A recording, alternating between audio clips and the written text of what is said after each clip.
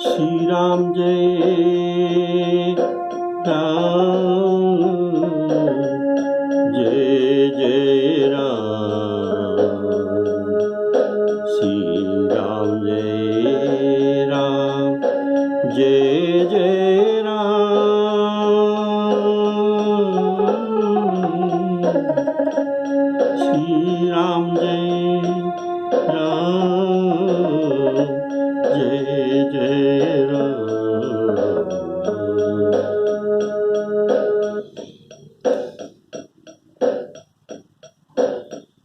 आदरणीय श्रोताओं, सप्रेम राम राम कहकर प्रेम से सियावर रामचंद्र कहने को कहता हूँ। बोलिए सियावर रामचंद्र की जय। आपने सुना था श्री रामचंद्र जैसा प्रबल शत्रु रावण का लंका में उपस्थित हो जाने पर भी रावण के मन में कोई शंका नहीं, कोई भय भी नहीं है। ये लंका के एक शिखर में जो आखेड़ा घर था, वहाँ ये नृत्य गीत गान सुन रहा है और मजा मजलिस कर रहा है। ऐसा स्थिति है रावण का।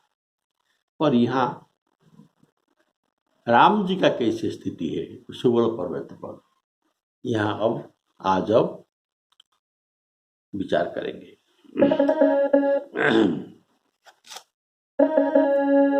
सुनासी रसत सरिस संतत करहि विलास, परम प्रबल रिपुशीष पर तद्यपि सोच न त्रास। यहाँ रघुवीर श्री रामचंद्र जी सुबेल पर्वत पर सेना सहित उतरे। सुबेल पर्वत पर अत्यंत ऊंचा और परम रमणीय समतल और बहुत ही उज्जवल श्वेत शिखर देखकर उस पर लक्ष्मण जी ने वृक्ष के नए कोमल पत्ते और सुहावने फूल अपने हाथों से रचकर बिछाए। अर्थात पहले कोमल नवीन पत्तों को बिछाए, फिर उस पर सुंदर खिले हुए सुगंध युक्त पुष्प रखे। ऐसा रचना करके ये बिछाकर एक फूल का सेज प्रभु के लिए तैयार किया। फिर उस पर रुचिर मृगछाला बिछा दी। इस आसन पर दयालु श्री रघुनाथ जी विराजमान हुए।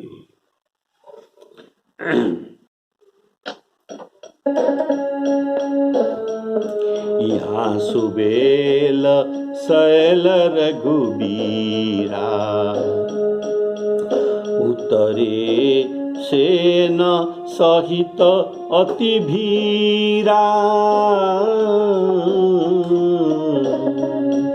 शिखर एक उत्तंगतः देखी, उत्तंग अत्यंत ऊंचा, शिखर एक उत्तंगतः अति देखी। परम रम्य सम शुभ्र विषेखी,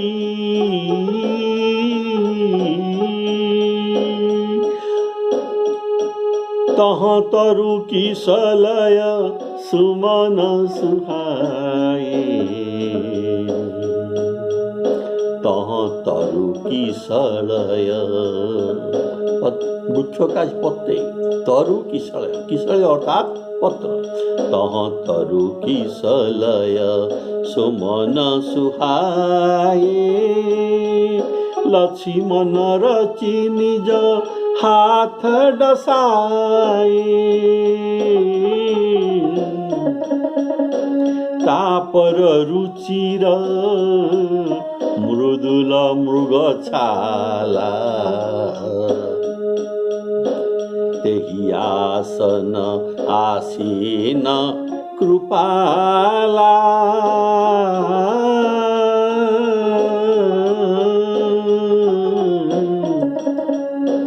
श्री राम जय राम जय जय राम।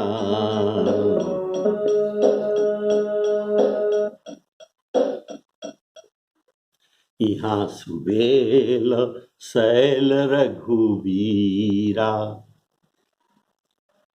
उतरे सेन सहित अति भीरा। अत्यंत भीड़ में, अर्थात ये गुप्त में यहाँ नहीं उतरे, दिन में उतरे। अति भीड़, ससैन्य, बहुत सा सैन्य लेकर उतरे, जैसे सबको भी पता चल सकता है। यहाँ सुबेल, यहाँ कवि यहाँ शब्द का प्रयोग करके और दूसरे प्रसंग का प्रारंभ करते हैं। यहाँ सुबेल पर रघुवीर, और यहाँ कहकर कवि गोस्वामी जी ने राम जी के साथ अत्र जो पास में होता है, अत्र तत्र जो दूर में होता है, जैसे दिस और दैट, ऐसे यहाँ अर्थात अपने पास में, वहाँ अर्थात अपने से दूर में। तो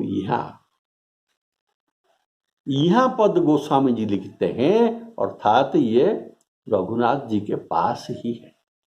बोलिए श्यावर रामचंद्र की जय। और वहाँ रावण के पास नहीं है, अर्थात वहाँ कहने से कवि वहाँ रघुनाथ जी के साथ देते हैं। उतरे सेन सहित अति भीरा, अर्थात पर्वत बहुत बड़ा था। यह 8 कोस अर्थात ये वाल्मीकि रामायण में कहा गया है, ये 2 योजन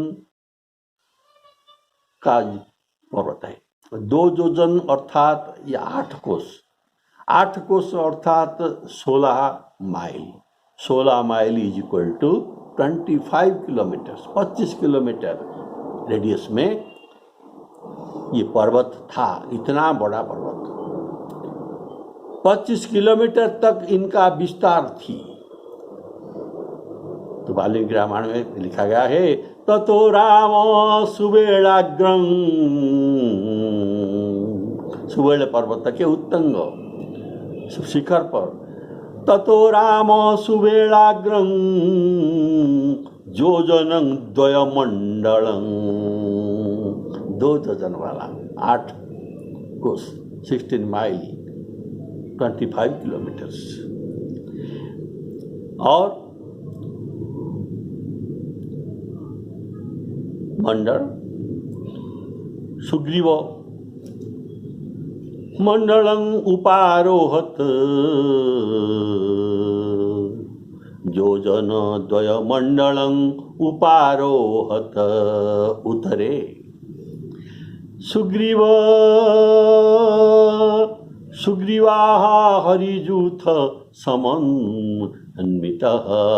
सुग्रीव और हरिजूथ अर्थात बानर जूथ के समन्वित साथ लेकर सुबेल पर्वत पर उतरे। यह वाल्मीकि रामायण में यही लिखा गया है। पुनः यह भी जनाते हैं कि यहाँ फलमूल तथा जलाशय भी बहुत थे, जिससे इतना सेना को सब प्रकार से सुख मिल सके।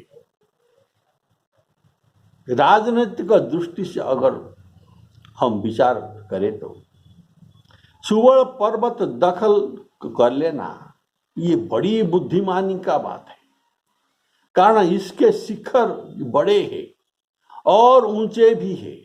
कि इन पर से शत्रु का नगर अच्छी तरह देख पड़ता था और शत्रु पर वहां से निशाना भी लगा जा सकेंगे।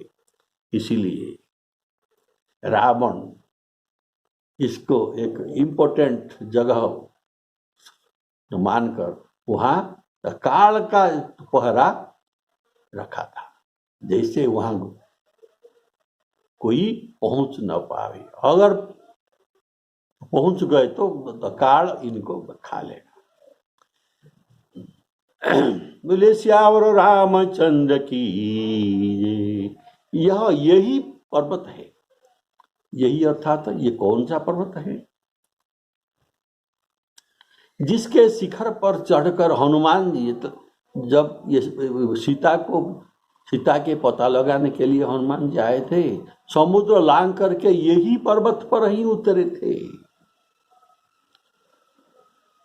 और लंका के भीतर का सब दृश्य उन्होंने देखा। शैल विशाल देखिए आगे, ये वही पर्वत है। तापर धाई चढ़े उभय त्यागे, गिरी पर चढ़ी लंका ते ही देखी, कही न जाई अति दुर्ग विषेखी। यह पर्वत सुंदर और अनेक प्रकार की धातुओं से सुशोभित है, इसलिए परम रम्य। गोस्वामी जी कहते हैं धातुओं से सुशोभित, इसीलिए परम रम्य कहा गया है। वाल्मीकि रामायण में इसका प्रमाण मिलता है। सुवेणं धातु शैलेन्द्रं इमं, धातु से बहुत प्रकार का धातु था। सुवेणं धातु शैलेन्द्रं इमं, धातु सतै स्थितम। 100 प्रकार धातु वहां था जो कि श्री रामचंद्र जी को सुख देने वाले हैं। इसीलिए राम जी को सुख देने वाले हैं, इसीलिए गोस्वामी जी वर्णना करते हैं।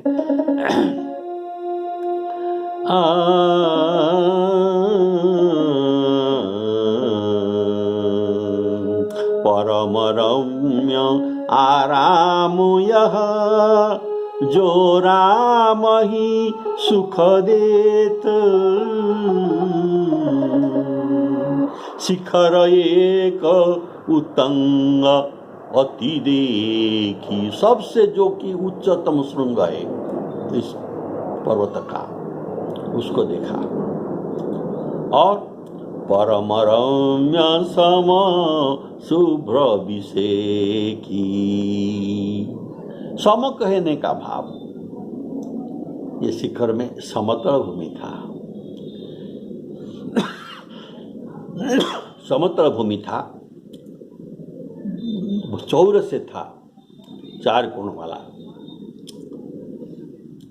चौरस समतल जमीन है, अर्थात उच्च नीच उबड़ खाबड़ नहीं है।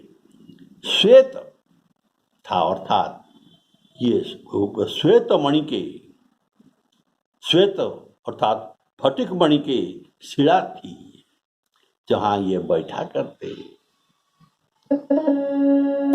फटिक शिला अति शुभ्र सुहाई, फटिक शिला अति शुभ्र सुहाई, सुख आसीन तहां दो भाई। प्रभु दिन में ही सुवर्ण पर्वत पर पहुंच गए। उसी दिन पौष पूर्णमी के सुंदर चांदनी का संध्या था और जो पूर्व दिशा में चंद्र निकल आए। लखन जी पत्ते लाकर एक पत्ते का बिछौना तो बना दिए।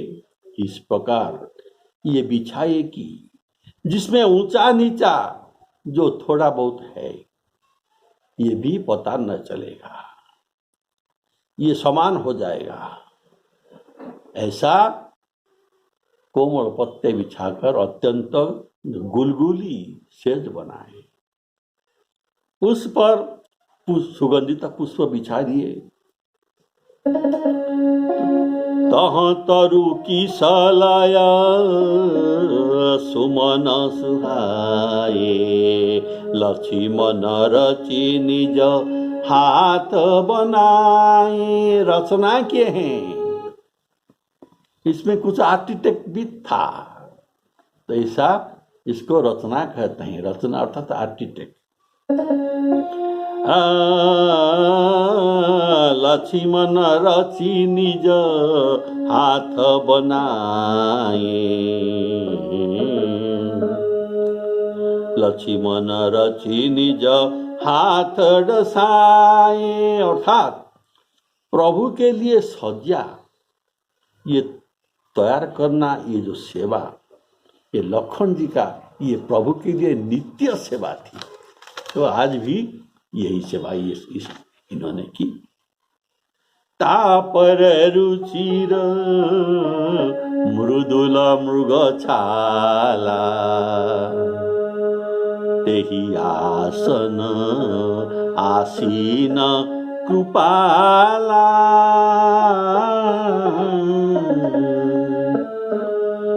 तापर रुचिर मृदुल मृग छाला। ये मृग छाला ये कहाँ से लाया, और इसका परिचय आप सुन लीजिए। यह मृग छाल वही मृग छाल है जो माया मृग मारीच वाली है। सीता हरण के पूर्व सीता जी प्रभु को तो कहते हैं, क्या कहते हैं? सुनहु प्रिया व्रत रुचिर सुशीला। कहते हैं सीता परम रुचिर मृग देखा, अंग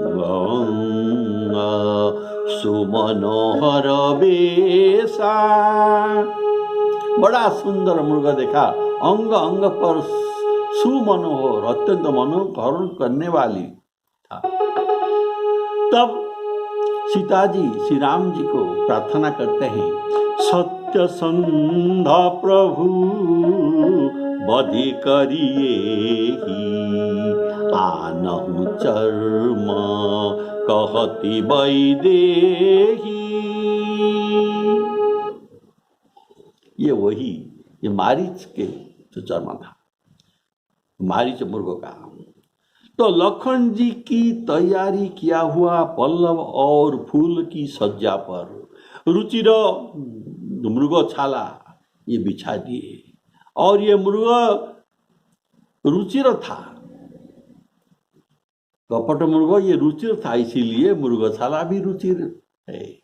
गीतावली में गोस्वामी जी ये मृगछाल के बारे में प्रमाण देते हैं और वर्णना करते हैं कि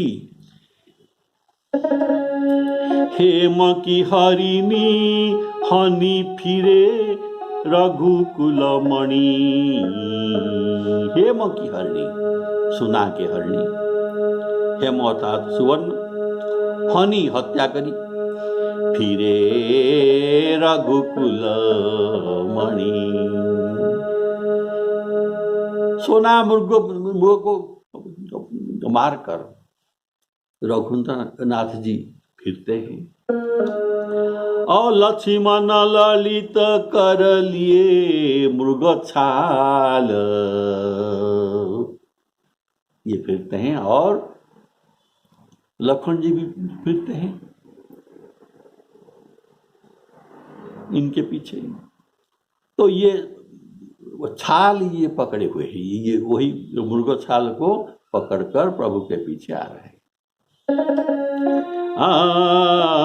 लखन ललित कर लिए मृग छाल।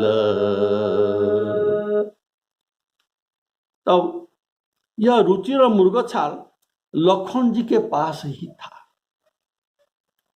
पहले कभी इसका उपयोग लखन जी ने राम जी के सज्जा के लिए नहीं किया था। लंका आने पर किया गया, कारण यह मृग छाल श्री राम जी के प्रिया श्री जानकी जी के संबंध रखता है। प्रिया की कोई वस्तु प्रियो को स्मरण दिलाकर विरह और वियोग की उद्दीपना करता है।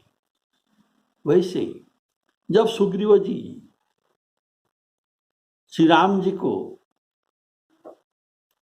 सीता जी के वस्त्र दिखाते हैं और देते हैं, तो ये वस्त्र को हृदय में लगाकर प्रभु बहुत चिंता करती हैं। इनके आंखों से आंसू झरझर पड़ता है, बह जाता है, ये विरह में मग्न हो जाते हैं। और हनुमान जी ने भी जब सीता जी को सुधि लेकर आए और मथामणि दिए, तब भी ऐसे ही हुआ था। पटौर लाई सोचती कीनी चलत मोही चूड़ामणि दीनी।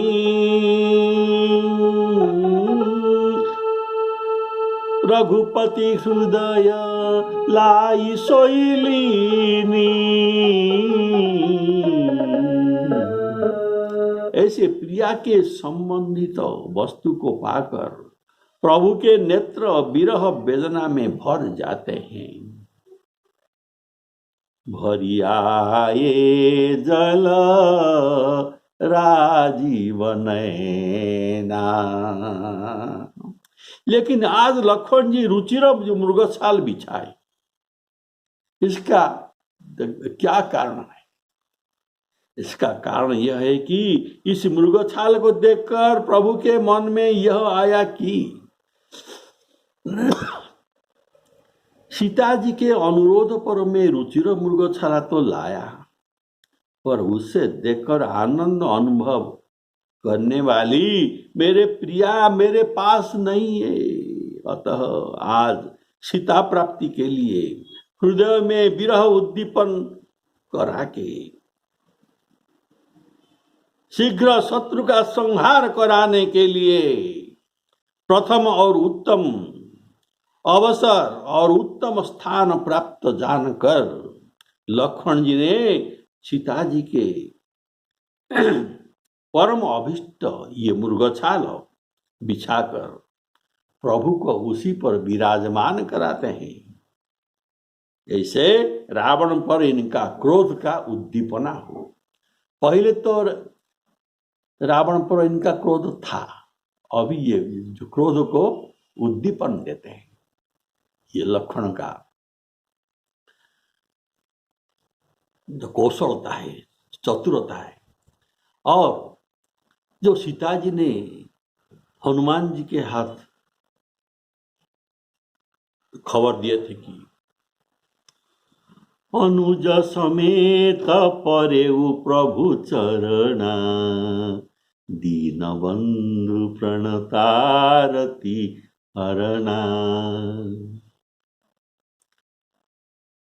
तो ये बात लखन जी के मन को बहुत आया और ये तब से ये मन में सोच रहे हैं कि कितना जल्दी सीता जी को हम ले आए।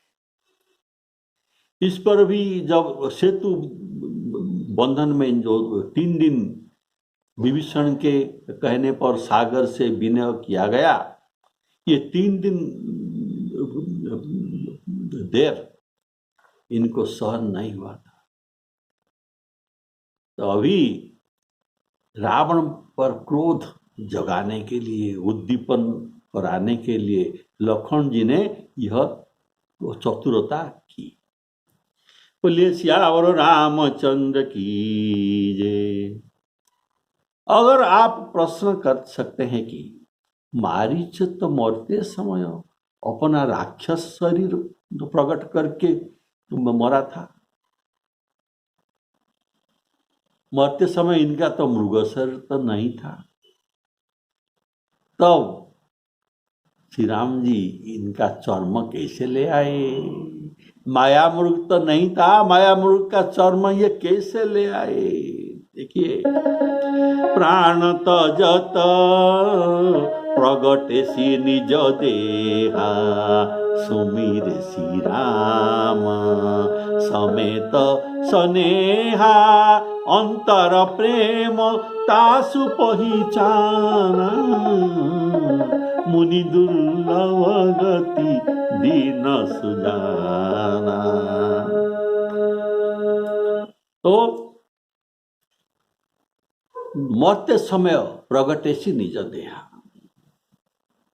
तो राम जी ये माया मृग का चर्म कैसे ले आए? तो शिवजी तो ये बात पार्वती जी के मन में भी यह शंका हुआ था। तब शिवजी ने समझाया कि राम जी कौन है? कर्तुम अकर्तुम अन्यथा कर्तुम, ये सब कुछ कर सकते हैं, जो चाहते हैं वही ये कर सकते हैं। तो ये करने में समर्थ है। असंभव कार्य जो देखो, पत्थर को भी ये चाहने पर तैरा दिया। अतः उनके इच्छा से माया मृग का चर्म निकालने के लिए ये कोई बड़ी बात नहीं। ये चाहते हैं हमें माया मृग का चर्म मिल जाए, तो मिल ही गया। ये इसके लिए समर्थ है। तो शिवजी कहते हैं, राम चाह राम कीन, चाहई सोई होई, राम कीन चाहई सोई होई, करई अन्यथा अस नहीं कोई। अतः लखन जी ने ये पुष्प सज्जा के ऊपर, पत्र पुष्प सज्जा के ऊपर ये रुचिर मृग छाल को बिछा दिए।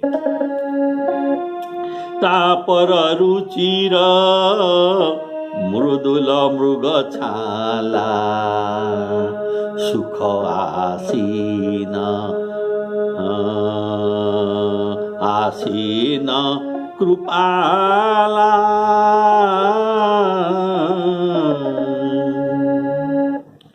तो यहाँ एक बड़ा सुंदर बात वर्णन की गोस्वामी जी करते हैं।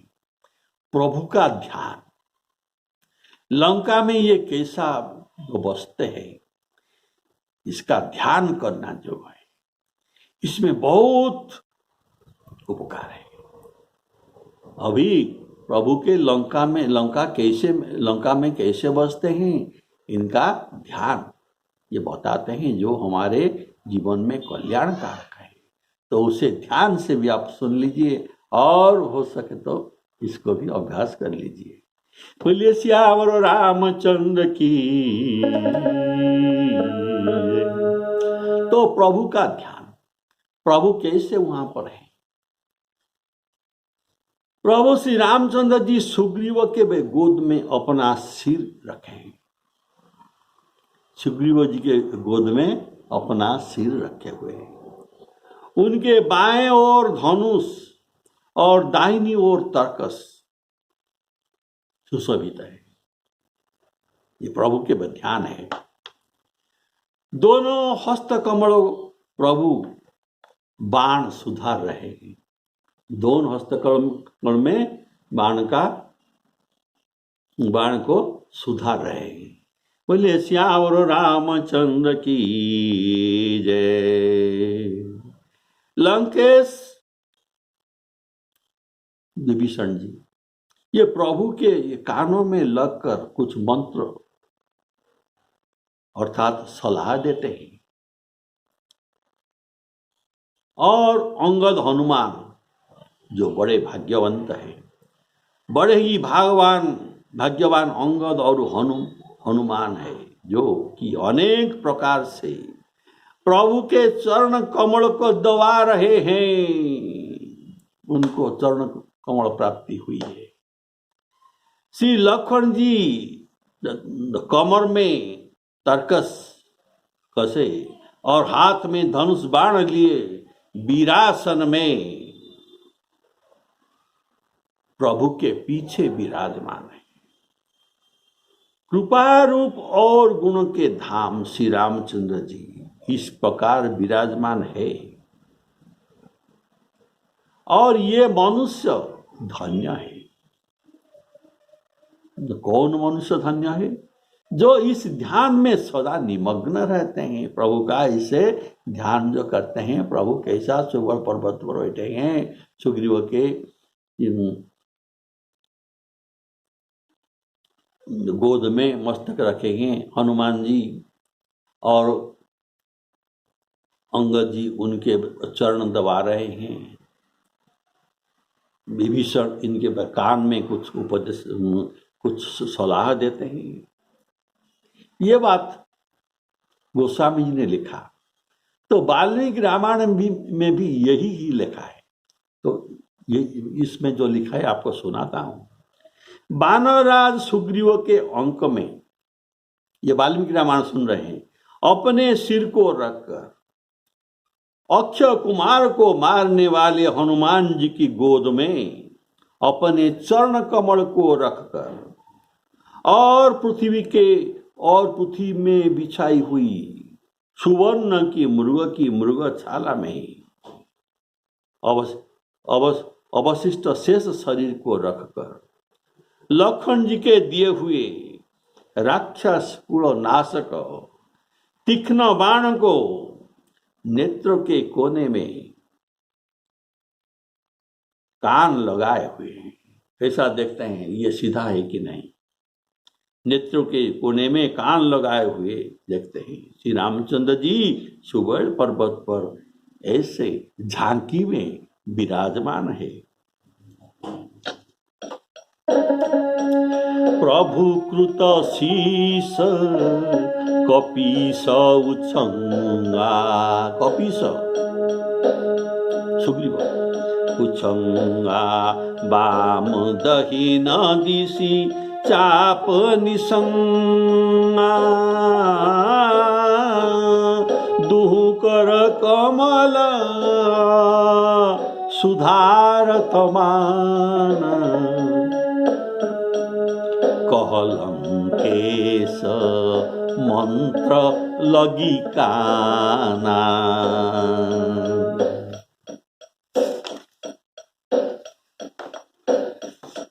बड़ भागी अंगद हनुमान, चरण कमल चापत विधिनाना, प्रभु पाछे लक्ष्मण वीरासन। ये प्रभु का सिक्योरिटी गार्ड, इसीलिए वीरासन में ये बैठे हैं, इधर उधर देख रहे हैं और धनुबाण धारण किए हुए। शत्रु का जगह है, इसलिए अत्यंत सावधान है, इसीलिए वीरासन में बैठे हैं। प्रभु पाछे लक्ष्मण वीरासन, कटी निसंग कर बान सरासन।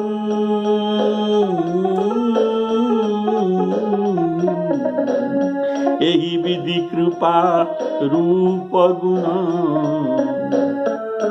यही विधि कृपा रूप गुण धाम राम आसीन।